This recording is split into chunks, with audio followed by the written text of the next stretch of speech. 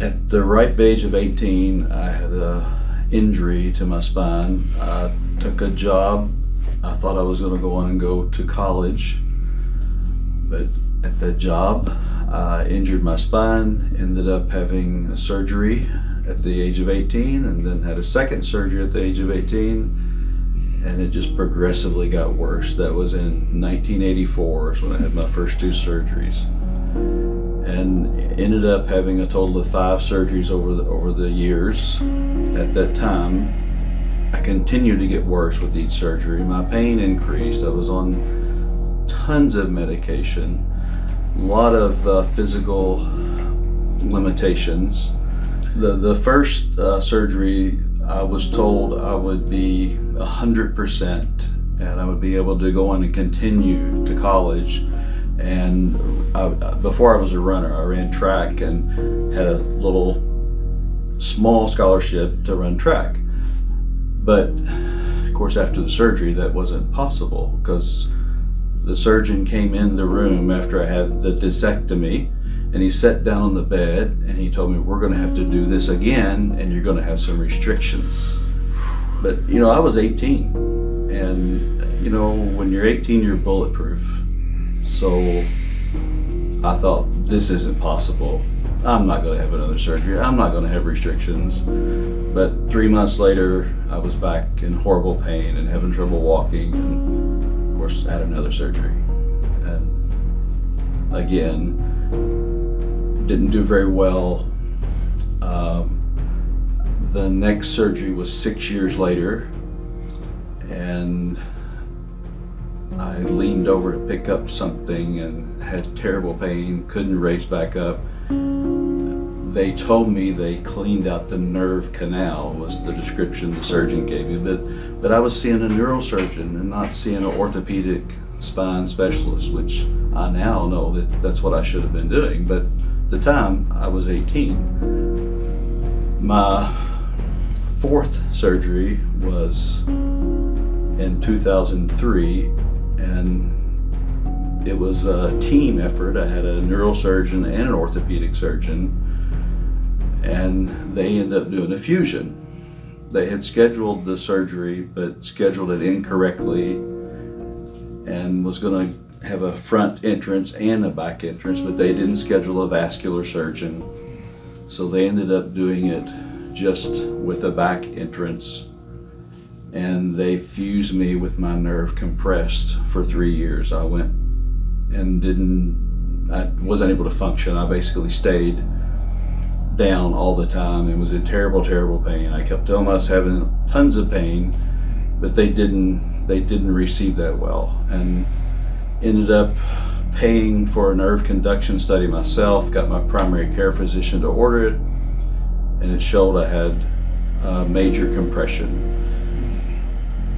That led me to the 5th surgery in July of 2006, and they removed the hardware they had put in 03 and undone the fusion as much as possible. That gave me some relief, but it didn't last because my spine was so unstable.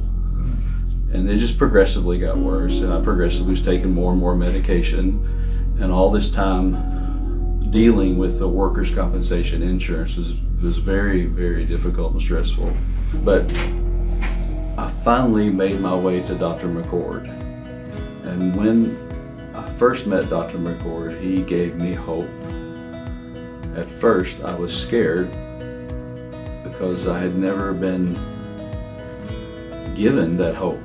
And each surgery prior to had made me worse. But after having a long battle with workers' compensation, which Dr. McCord helped with greatly, I've never met another physician that would even begin to approach the efforts he put out for getting the surgery done and approved. Actually, the surgery didn't get approved until after he performed it.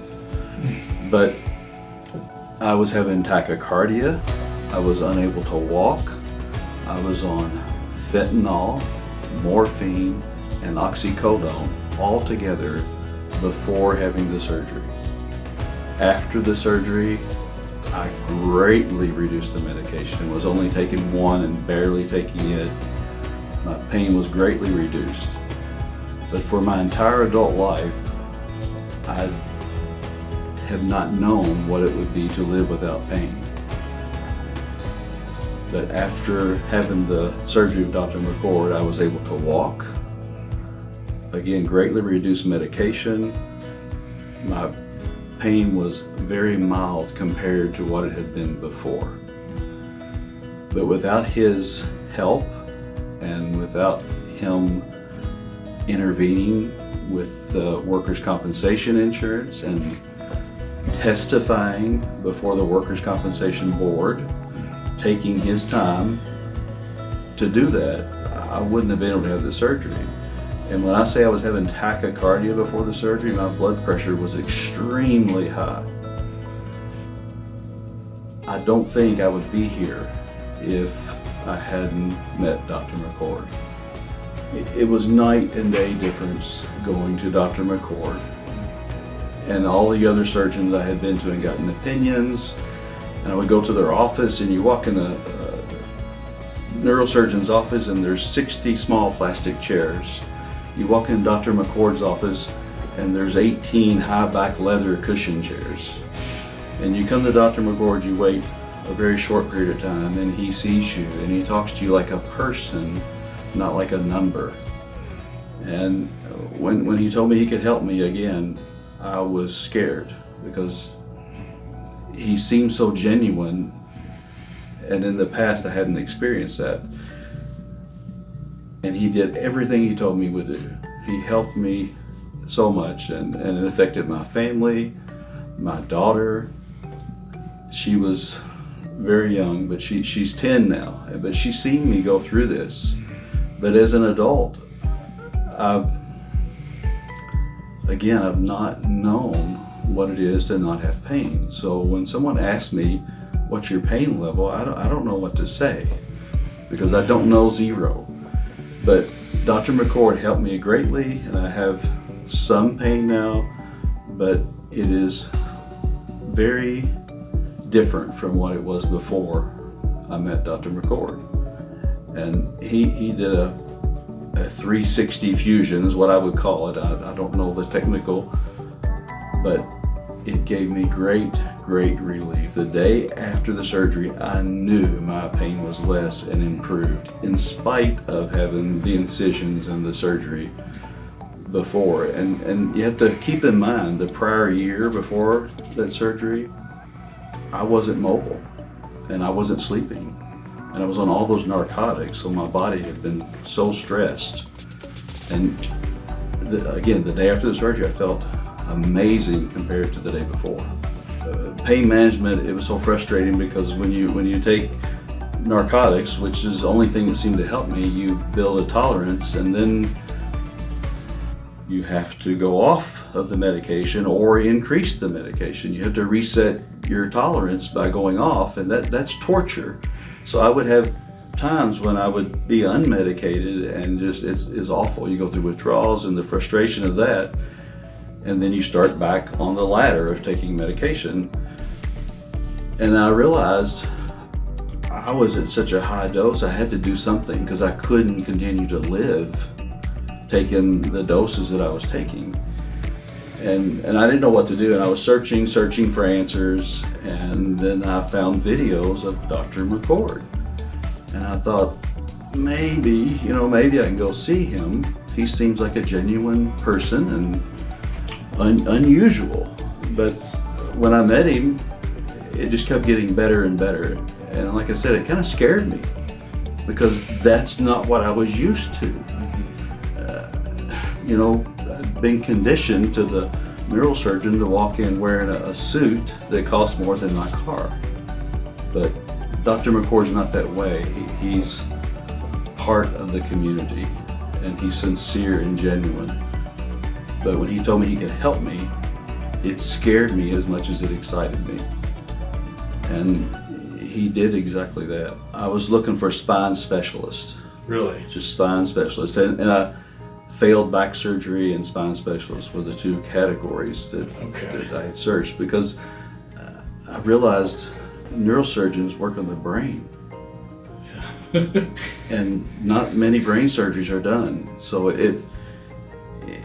that concerned me. The older, I was young and dumb when I started this, and I got an education the hard way. Big difference. 60 plastic chairs, and if you've had spine problems and you see a plastic chair, just seeing it is not fun.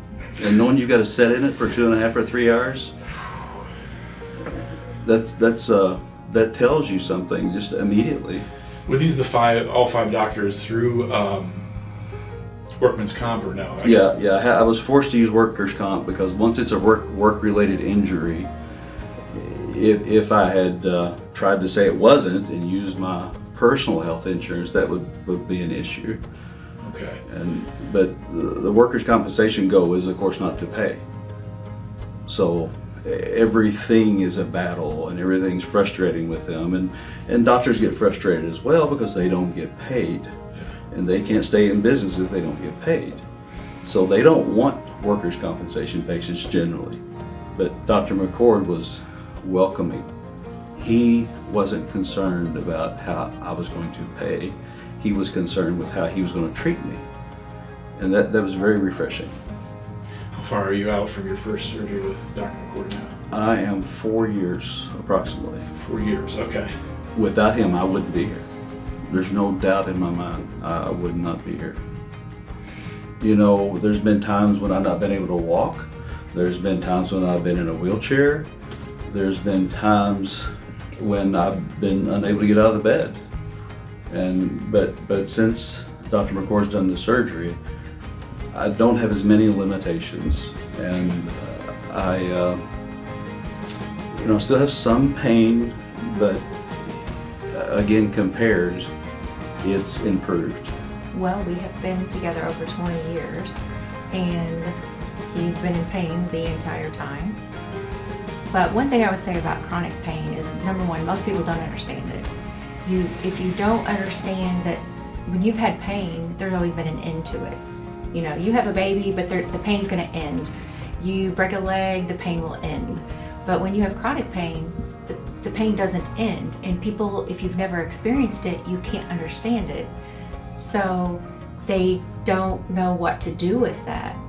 So they tend to, every time they see him, "Oh, how's your back?" So he just starts lying. Okay, because what's he gonna say? "Oh, it's still bad." He doesn't want to keep telling them the same thing over and over again. But one thing that I think is relevant is we don't do this in isolation. This is not his problem. It's not our problem. It's a family problem. It affects his ability to do many things. And so when Dr. McCord came into our lives, it made him able to be a better father again, because he could do things that he couldn't do again. He couldn't sit in a lawn chair at the soccer game. And now he can. It's not perfect, but he can do it. And, he can drive for more than an hour. We, limited our ability to go see family members and travel. We didn't want to fly on an airplane, because what if you get caught on the tarmac and they won't let you out of your seat? You can't get up and move around, or you get thrown off the plane as a terrorist, and nobody wants that. So it was just very limiting. And now there's so many more things that we can do. It's not perfect, but it's perspective. His pain is able to be managed in a way it wasn't able to be before. His pain, I would say, 5 years ago was controlling us, and now he's controlling it. And that's what Dr. McCord was able to allow him to do, was to give him the possibility of him controlling it again. I married the most stubborn human being in the face of the world. So no, I don't think he ever lost hope. I think he became frustrated, and we struggled, and we worked really hard to find solutions. We searched for things. We were on YouTube. We were looking at what other people were doing and what people were doing outside of our immediate area. That's one thing that helped. We left where we were and traveled here. We didn't just stay in our town. We didn't just go to the next town. We it was worth the drive to come to Dr. McCord, because even the pain of the drive and the initial appointments, it was worth it because of the results that we got. But I'll have to interject, and something I didn't mention earlier. I had a spinal cord stimulator implanted. Okay. Before I had the spinal cord stimulator implanted, I had to have a psychological evaluation done. And the neuropsychologist, the first question he asked me, do you think about suicide? And I looked at him, and then I didn't respond. And his next question was, do you think about killing yourself? And my response was, every day. And he looked at me and said, what? I said, well, every day. I think about dying every day, because that way I know I'm going to be out of pain. Because I had decided I had to accept the pain and understand that the pain is not always harm. And that's a difficult thing to do. But if you don't think about some way to be out of pain, that's even more difficult. And he looked at me and he said, you're the first person that's been honest with me. And he said, anyone in chronic pain has that thought process, but they don't admit it generally. And it's not that you're acting upon it, but you are. It's just a way to think about not having pain. And I would never do that, because that would just transfer my pain to anyone who cares about me. So the pain wouldn't go away, it would just be put on others. So I would never do that. But so I never would give up hope. Okay. No, and he never did give up hope. But I think we definitely worked as a team to find solutions. And, that was Googling things and searching and praying and what can we do to make this better? And we had many, especially work comp doctors, tell us that, there was nothing to do. And the last surgery the surgery we had with Dr. McCord, we waited 7 or 8 months to get that approved, battled a legal team to get it. And they told him basically, it's not that they think the surgery wouldn't work, they just didn't think he was worth doing it on. Okay. So it's not that they thought it couldn't work, but he'd had other surgeries and they didn't work, so they just felt like it was worthless and they didn't want to do it. They just didn't want to pay the money. They thought the money was too extravagant for the outcome. And we disagreed. Yeah. And we won. So I guess we were right about that. In many ways, we won. Yeah, we won.